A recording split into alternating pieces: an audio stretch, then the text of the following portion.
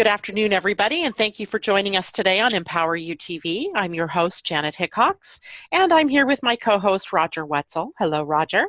Hi, Janet. How are you today? I'm very good, thank you. Glad to be back from my 5 or 6 day vacation and getting back to work. Wait, that wasn't a vacation, was it? Yes. It was more than a vacation. It was. What was it? It was my anniversary. Yeah, it was my 33rd wedding anniversary. And so we spent it with family on the beach in Oregon. It was wonderful. That's awesome. My bedroom window looked out over the ocean.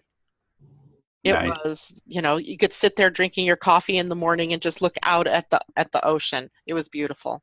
Cool. And so we did all kinds of hiking, and the weather was good, and it was a great time. I almost wanted to just live there.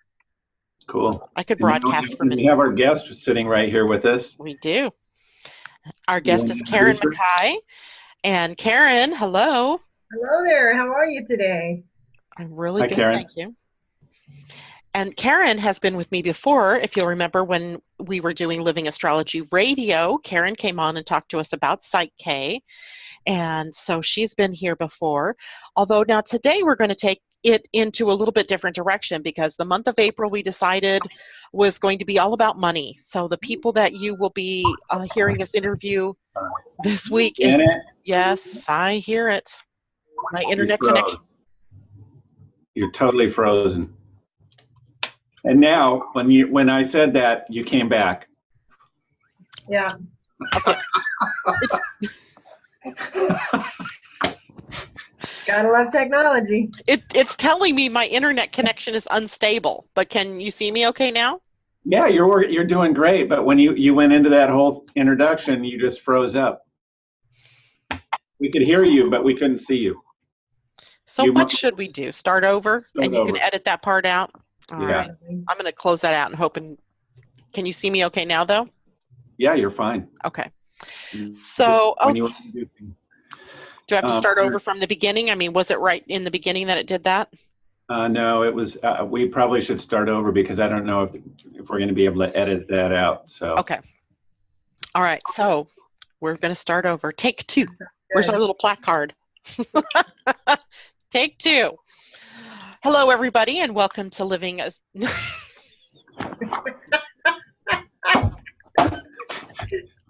We can do outtakes of this show, Should we do a blooper reel? Yeah. Okay. Ooh, what are you drinking that's blue? It's a blue glass with water. Oh.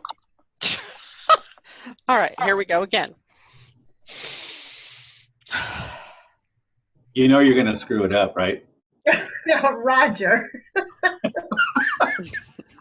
This is why I love Roger. All Okay, right. let's go, because it's getting hot in here. Hello, everybody, and welcome to Empower You TV. I'm your host, Janet Hickox, and I'm here with my guest host, Roger Wetzel. Hello, Roger. Hi, Janet. How are you? I'm good, thank you. Good. And we have our guest with us today, Karen McKy. Hello, Karen. Hello, Janet, and hello, Roger. Happy to be with you. It's really good to Glad have you, you. Karen. For everybody that's tuned in today, we are talking about money. That is our theme for the month of April. Considering here in the United States we have tax time, so we decided that the whole month of April would be devoted to talking about subjects about money. Today's title of the show is really interesting: Money, the Root of All Evil, or is it?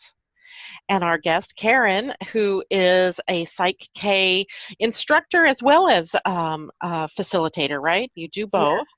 Yeah. Will be taking us through what that means and maybe helping us get a better grip on how we can change our beliefs a little bit around money. So let me first introduce you to Karen. Karen is an internationally certified PSYCH-K instructor who teaches all PSYCH-K courses. Her lifelong passion for helping people access their spiritual source, reveal their true potential and personal power is evident in her engaging teaching style. A business entrepreneur for 30 years and a hypnotherapist, she utilizes PSYCH-K to help others discover, understand, and change their perceptions and limiting beliefs to create a more dynamic future using the life-changing processes of PSYCH-K. Wow. You're a life changer, right, Karen? You betcha, babe. I want to go to you. All right. Well, it's just part of helping people really become empowered. You've got a great name for your TV program, and it's really all about helping people become empowered. Yeah, thank you. That's kind of what we like to do. Yeah. So there's two things here. One, I want you to sort of introduce us to yourself and how you came to know PSYCH-K. And then for those people out there who have maybe never heard of PSYCH-K, tell us a little bit about PSYCH-K and how that works and who developed it and what have you. And then we'll jump into all about money.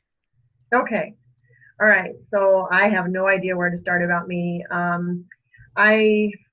Where shall I start? The beginning. I started off as a little girl. How far back should we go? I was once a little girl. Yeah. Well, start how you got Introduced to PSYCH-K. Thank you. There you go. All right. Well, that happened. I had several people that were checking out different kinds of, I've got people trying to buzz into me for some reason. Excuse me. Skype. I know. And you know what? Let me see if I can disengage that. You can actually mute the notifications. Good guess. Don't know how to do that, but I'll just try to be fast on the clicker. So anyway, I got started on PSYCH-K through a business group that I was part of. And this business group met on Thursday mornings, and it was called Business Honoring Spirituality, which was really a neat deal. And we would meet every Thursday morning and had different speakers, etc. Well, somebody within a group had gone to a PSYCH-K workshop and thought it was wonderful, and then got several other people to go to a PSYCH-K workshop, etc. I just had no interest in it. I was currently, at that time, doing hypnotherapy work. Mm-hmm. And I had, all of my energy was focused in that direction. I didn't want to be distracted. And so there was one wonderful person named Jessica who kept coming up and literally pulling on my shirt sleeve every Thursday morning saying, "You've got to check this out. Have you checked it out yet?" And I kept telling her, "No, thanks, but no, not interested." She just kept after me though every week. So that finally I shut her down. And as I like to say it, Spirit had to use another door because I shut that door. And Spirit had to use another door to get into me. So what happened is Bruce Lipton was coming to town, although I did not know the name. And I had signed up for Hay House Publishing information, workshops and different things that were going on with them. Mm-hmm. And I got a notification that Greg Braden, who I was very interested in, was coming to Denver, which is where I live. And so I said, I've got to go see that. And Bruce Lipton was listed as one of the speakers, and I didn't have a clue who he was. And turned around and asked my husband if he'd ever heard of that guy. And he was ecstatic, and he said, "Oh my God, he's coming to Denver. We've got to go." And I said, "You know this guy?" And he says, "Absolutely, he's fabulous. We've got to go. Buy the tickets, buy the tickets." So I bought the tickets, and we went in May of 2009 to go hear Bruce Lipton speak. And it was a fascinating thing because Bruce Lipton was really sharing about our beliefs and how our biology is affected by our beliefs. And so that made me pay attention because he was talking about science. He's a biologist, a cellular biologist. Yeah. And quite well known, reviled by most of the medical community, but but that's okay because he's one that shakes up things. And so he caught my attention, and there were some little CDs or DVDs in the back of the room. And we picked up a couple of those and went home and watched it. And at the end of that program, he introduces PSYCH-K, and I went, "Oh my God!" After the program was over, I watched the part about PSYCH-K, and I said, "Oh my God, this is what I've been telling Jessica no about." And my face was on the floor, my jaw had dropped. I was just like, how could I have told her no? So that's how we got introduced to PSYCH-K. And Bruce was coming back to Denver in July, so that was May. Coming back to Denver in July, and we decided to go to hear him speak again. He was doing 2 days of science about our biology and beliefs, and then that was going to be followed up with a 2-day basic workshop by Rob Williams, who is the originator of PSYCH-K. So we said, okay, let's figure that out. So we went, and oh my God, the world changed. Everything changed for us, literally everything. Yeah. So that began your whole process of taking classes, and eventually you become a facilitator or an instructor even. You're teaching other people how to do PSYCH-K.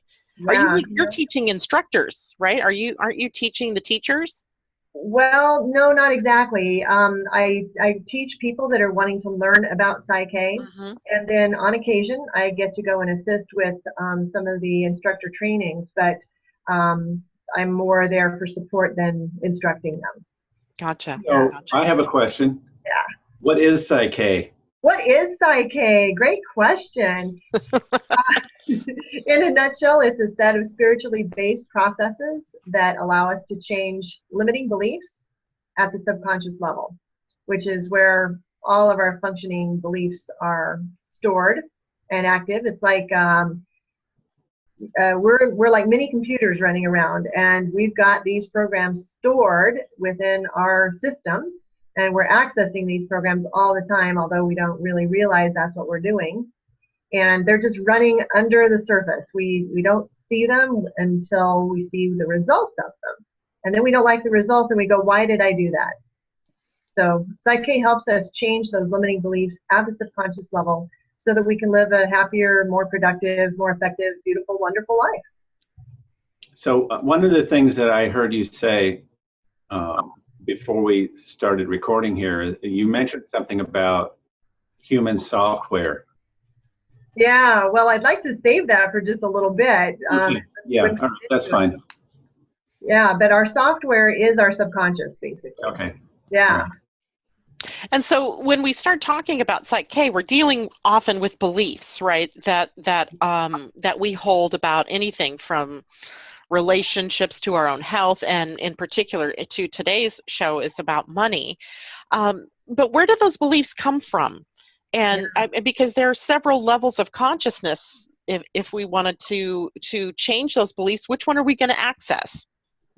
Great question. Well, in PSYCH-K, we're working with 3 levels of consciousness, and those 3 levels are our conscious mind, our subconscious mind, and then what we in PSYCH-K call the superconscious mind, which is kind of a generic term for universal mind, God, whatever you like to call it. So even people that are not spiritually based people or would not consider themselves to be religious in any way, shape, or form still can use these processes, because deep within us we all have something that we tie into, whether it's called our gut instinct or whether it's called our just our inner knowing. Mm-hmm. We have a way of tapping into that. So. And so when we are working with PSYCH-K, are we tapping into all 3 of those levels? Actually, yes. Nice. We do. So it's a very holistic process. That's one of the things I really love about this, because we can't really separate ourselves from our spiritual realm. We can't really separate ourselves from our conscious mind or our subconscious mind. It's a total complete package. We just have to understand that we've got varying aspects, and each of those varying aspects, we work differently with that. So, but we have access to all 3. We just have to get there in a different way for each one. So PSYCH-K then seems to be sort of an umbrella for helping us with all 3 levels. Right. Got it. So let's turn it a little bit towards money now and talk about what are some of the most common beliefs that you see people have around money. And then we'll talk more about how PSYCH-K can actually help with this. Sure, you bet. Well, in preparation for our conversation today, I was really working, and I'm going to look on some notes if you guys don't mind a little bit, just so I can stay on track. No, go right ahead. One of the biggest things when we were putting this conversation together was the title. And the title in itself is "Money is the root of all evil." That is a very predominant belief, especially in the American culture.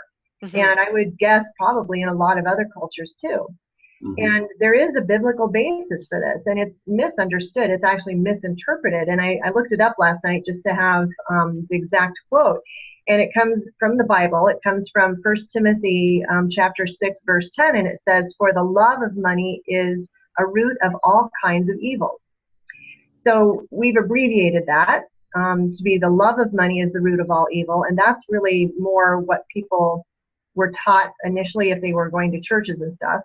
But then we've distorted that belief to be money is the root of all evil. So we go back to understanding the origination that the love of money is the root of all evil. that's really where we get tangled up, because that leads us then into greed and competition and bullying, and then that takes us into unworthiness, and from unworthiness that takes us right into lack and limitation. So beliefs that would tie into these things could be some of the following. Greed might be, I have it, you don't. This is mine, you can't have it. And the one with the most toys wins. Yeah, we hear that one a lot, right? Yeah, the one with the most toys wins. And then if you go into competition and bullying, it might be something like, I win, you lose. I deserve more than you. You're a loser, or I'm a loser. And I'm not as good as other people. And competition then takes us into unworthiness. I'm not worthy enough to have money in my life. Other people deserve money more than me, and I don't deserve to have money in my life. So those are, some unworthiness things. And then lack and limitation, we might see that, I'm not a good money manager. Money flows through my fingers like water. There's never enough money. That one I hear a lot in classes. Mm-hmm. I can't save money. It's here today, gone tomorrow, and I can't live within my means. So then, we've got other things about not deserving a good job. I'm never going to receive a promotion that I need. I'll never earn enough money or have a good income. So those are some of the big things that people really are dealing with. And of course, that takes us into not having the houses that we want, the cars we want, etc. We don't have enough money for the children to help them do what they want to do. And so we just get sucked into this dark hole where we feel like, I can't win for losing. I remember my mom and dad always saying things like, money doesn't grow on trees. I mean, if I needed something for school or I wanted something, it was always like, what do you think? Money grows on trees? So, Yes, I even think, I wanted to say, yes, it does. So you get, with these kind of beliefs are passed on down to us. Yeah, they really are. It's interesting. I was having a conversation with some guys. I was up in Canada over the weekend, and I think Canadians have the same problem we do, but when it comes to money. But I think, one of the things that we were talking about is I had read a book. Roger Moore wrote a book, the documentary person, Roger Moore. And one of the things that he wrote in there is that as Americans, we have been indoctrinated to believe that eventually there's a possibility that we will all be millionaires. Yeah, I think that's a very important thought. And when you come from that, when you have that in the back of your mind, all of a sudden that creates a lot of problems in regards to lack and limitation and beliefs like, I don't have enough money, or I should have a bigger car, I should have a better job, or whatever it is, I should have a bigger house. Yeah. The whole thing with their toys. It's like we bought into this idea that because we're not this, then we're not good enough, which is kind of, I think, what you're alluding to in that list of things that you've read off. Mm-hmm. Now, to me, though, a lot of that sounds like it's in our conscious mind, right? And I could probably change my mind very quickly around something that's in my conscious. But there is something probably deeper going on behind that underlies everything that has to do with money beliefs. Since we're dealing with money beliefs, it would happen with the other beliefs, I'm sure, too. So how does that get embedded so deeply in the subconscious mind, then, that it becomes this issue for your entire life, perhaps, until you come across something like PSYCH-K that can help you change it? Right. Well, we've got the conscious, subconscious, and superconscious, like we were talking about. And as infants, and actually even in utero, we are picking up the energy of the environment that we're coming into. And our subconscious is alive and well even when we are in utero. So we come into our environment, and then we start experiencing the family dynamic. We experience our mother and father's tension, and actually even in utero we're experiencing the mother's tension, of course. And our body and our brain and everything is developing based on the levels of tension or stress that our mother is going through. So, and that's all in Bruce Lipton's book, The Biology of Belief. You can read more about that if you want. So anyway, we're coming into this environment, and once we're born, we are then part of the environment. We're picking up our father's ideas and energies. We're picking up our mothers. We're picking up grandparents. We're picking up the TV if the TV's playing. Now, we might not have the language, of course, at that point to understand it, but the subconscious is actually pretty amazing. It is understanding so much more than our conscious mind understands. So the subconscious is really what is absorbing all of the information. It's a very incredibly fast processor of information. It's a million times more rapid in its processing capabilities than the conscious mind. So it's like 40 million bits of information per second. So that's pretty darn fast. Right? So yeah. The conscious mind is processing about 4 million bits of information per second, but the subconscious is processing 40 million. So it's incredibly fast. So it's absorbing tons of information.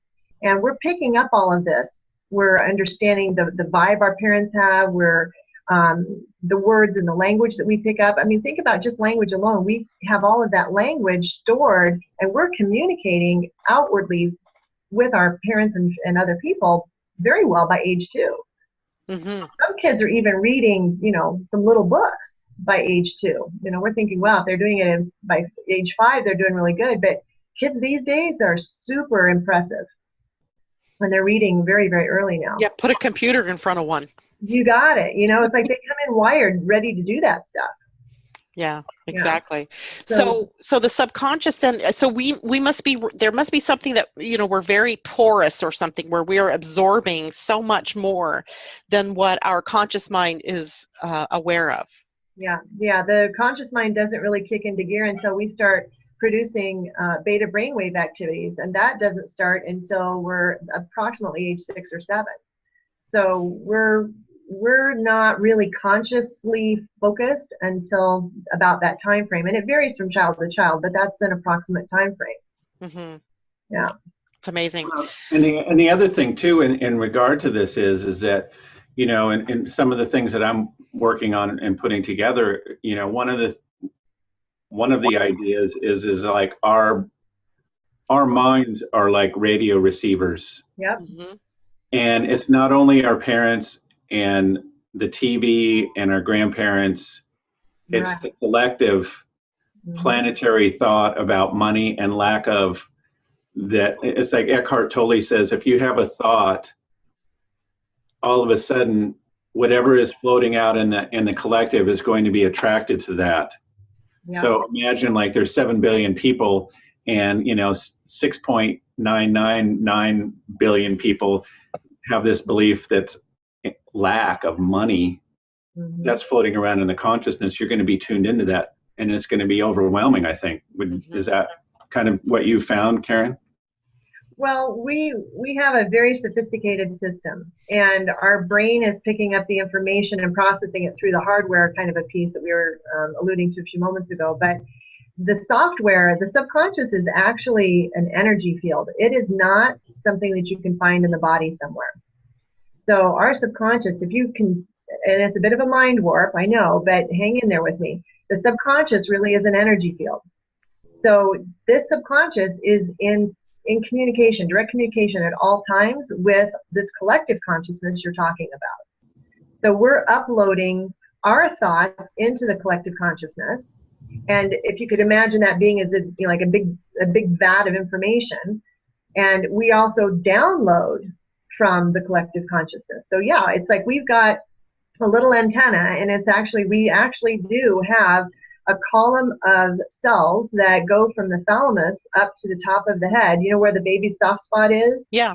All right. So if you remember where that soft spot is, that's where this little antenna of this column of cells goes up through here, and it's like our antenna. So we're picking up the signals of the entire universe. It's a wonder we're not crazy. Well, yeah. We are. Yeah, we are. So we're going to take a short break here, and we ask that you join us for part 2, where we're going to talk a little bit more about the beliefs about money and how all of that got started.